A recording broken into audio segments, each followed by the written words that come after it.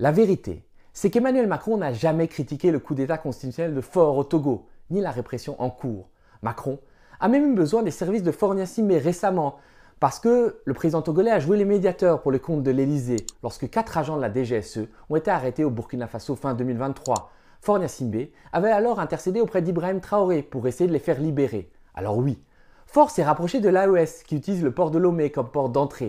Il y a des mercenaires turcs qui combattent les djihadistes au nord du Togo. Mais après une petite brouille au début de l'année 2024, Faure et Macron se sont rabibochés et fait des mamours à plusieurs reprises, comme en commémoration du débarquement en Provence en août 2024, au sommet de la francophonie, en octobre. Parce qu'on se le dise, la France continue d'apporter son soutien au dictateur togolais. D'ailleurs, Macron a accepté d'accréditer le nouvel ambassadeur du Togo à Paris, le colonel Agadazi, qui a pourtant du sang sur les mains et ayant participé depuis 30 ans à l'impitoyable machine de mort du régime togolais. L'ambassadeur de France à Lomé, Augustin Favreau, est de son côté un fervent défenseur du régime togolais. Il a même refusé d'accorder pendant plusieurs mois la protection consulaire à la famille franco-togolaise d'un opposant décédé, Bertin Agba, dont plusieurs membres ont été embastillés sur des accusations complètement délirantes de terrorisme islamique, alors que ce sont des chrétiens. Augustin Favreau préfère visiblement les intérêts du régime togolais à ceux de ses compatriotes, puisqu'il a tout fait pour dissimuler mon arrestation par les sbires de Faure à Lomé lorsque je m'y suis rendu en reportage en avril 2024. Les entreprises hexagonales continuent de gagner des marchés au Togo, comme la PME Matière, qui doit construire 21 ponts au Togo pour un coût total de 100 millions d'euros, largement payé d'ailleurs par le contribuable français. Le trafiquant d'armes français, Robert Montoya, a repris du service à Lomé et livre actuellement du matériel militaire acheté en Europe de l'Est et en Turquie. Et une demi-douzaine de coopérants militaires français continuent à appuyer la gendarmerie et l'armée togolaise. Des types comme ce charmant monsieur, souvenez-vous, c'était en 2010. Il faut que tu sois de la presse. Tu enlèves ça, tu enlèves ta photo s'il te plaît, sinon c'est moi qui le prends. D'accord. Ah, tout de suite. J'ai compris. Non, c'est un numérique. C'est un appareil photo numérique. Bien sûr. Il obéit. Tu veux qu'on te donne un coup sur l'appareil ou quoi? On va y aller doucement. On va y aller doucement. On va pas y aller gentiment d'enlever la photo.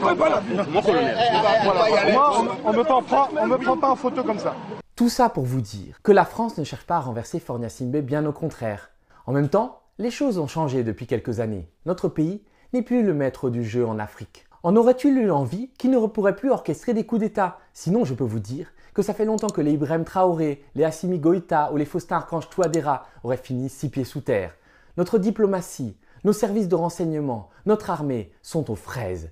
Elles sont contraintes d'assister impuissantes à la déchéance de l'ancienne puissance coloniale qui est devenue une sorte de repoussoir, un croque-mitaine qu'on agite pour effrayer les peuples. Et Faure Gnassingbé l'a bien compris.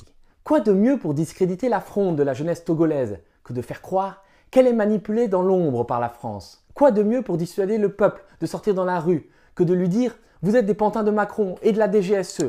Alors, le régime togolais se crée une stature panafricaine de carton-pâte pour essayer de sauver sa tête. Il orchestre en sous-main une offensive informationnelle à grands coups de trolls et de fake news sur Facebook ou TikTok menée avec l'appui de certains régimes de l'AES comme le Burkina. Le but est notamment de faire croire que les chefs de file de la contestation, comme le très courageux journaliste Ferdinand Haïté, sont des agents de la DGSE française. Je vous le disais, l'abus d'alcool est dangereux pour la santé. Je sais qu'après cette vidéo, on me traitera d'espion de Paris, comme on l'a fait lors de mon expulsion du Togo en avril 2024. Bon, 3 mois après mon renvoi, les mêmes fermatrolles qui m'avaient traité de barbouze disaient que j'étais tout à coup un grand journaliste, juste parce que j'avais révélé la présence militaire française en Guinée. Faut savoir les gars.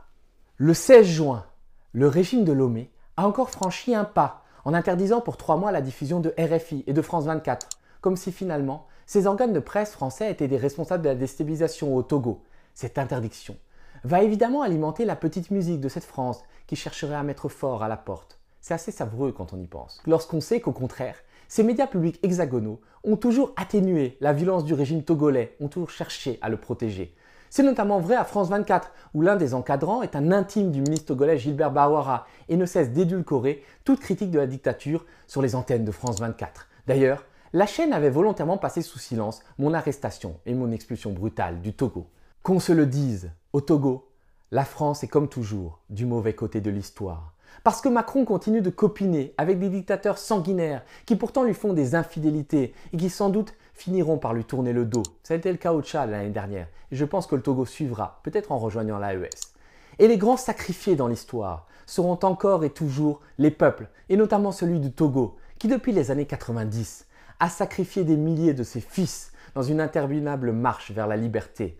Je me souviens encore de mon père qui fut médecin humanitaire dans le nord du pays et qui me racontait la folie criminelle du colonel Ernest Eyadema, grand frère de Faure, qui était une brute sanguinaire qui n'avait plus la lumière à tous les étages et qui d'ailleurs avait fini par menacer mon père avec une arme.